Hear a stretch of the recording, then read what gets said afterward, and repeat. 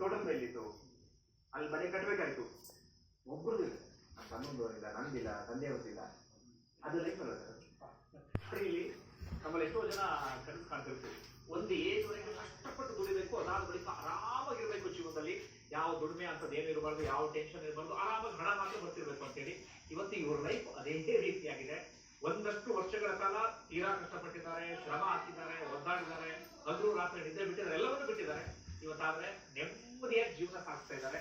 ದುಡಿಲೇಬೇಕು, ಆಫೀಸಿಗೆ ಹೋಗ್ಲೇಬೇಕು, ನಾನು ಹಾಗೆ ಮಾಡಬೇಕು, ಹೀಗೆ ಮಾಡಬೇಕು, ಯಾವ ಒಂದು ಕಾಟಗೂ ಇಲ್ಲ. ನೆಮ್ಮದಿಯಾಗಿ ಮನೇಲಿ ಕೂತ್ಕೊಳ್ತೀನಿ, ವಾರಕ್ಕೆ ಒಂದು ದಿನ ಕೆಲಸ ಮಾಡ್ತೀನಿ ಅಂದ್ರೆ ತಿಂಗಳಿಗೆ 1 ರಿಂದ 2 ವರ್ಷ ಮಿನಿಮಮ್ ಆದಾಯ ಬರುತ್ತೆ. ಅದ್ರ ಕಾರಣ ಮತ್ತೊಮ್ಮೆ ಹೇಳ್ತೀನಿ, ನಂಬಲ್ಲ ನೀವು, ಯೂಟ್ಯೂಬ್ ಯೂಟ್ಯೂಬ್ ಯೂಟ್ಯೂಬ್. ಇವತ್ತು ಮನೆ ಕಟ್ಟಿದಿರಿ, ನೆಮ್ಮದಿಯ ಮನೇಲಿ ವಾಸ ಮಾಡ್ತಿದ್ದೀರಿ, ನೀವು ಇಡೀ ಫ್ಯಾಮಿಲಿ ಯೂಟ್ಯೂಬ್ ಬೇರೆ ಬೇರೆ ಚಾನಲ್ಗಳನ್ನು ಮಾಡ್ತಿದ್ದಾರೆ, ತಿಂಗಳಿಗೆ ಇಷ್ಟಿಷ್ಟು ಅಂತ ನಿಮ್ಗೆ ಆದಾಯ ಬಂದೇ ಬರುತ್ತೆ, ನೆಮ್ಮದಿಯಾಗಿ ಜೀವನ. ಏನ್ ಸರ್ ಗುರಿ ಏನಿದೆ?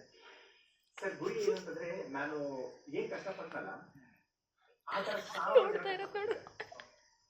ಅವ್ರಿಗೆ ಏನ್ ಮಾಡ್ಬೇಕು ಅಂತ ಗೊತ್ತಿರಲ್ಲ ಸರ್, ಎಷ್ಟೋ ಟ್ಯಾಲೆಂಟ್ ಇರ್ತದೆ, ಆದ್ರೆ ಡೈರೆಕ್ಷನ್ ಇಲ್ಲ.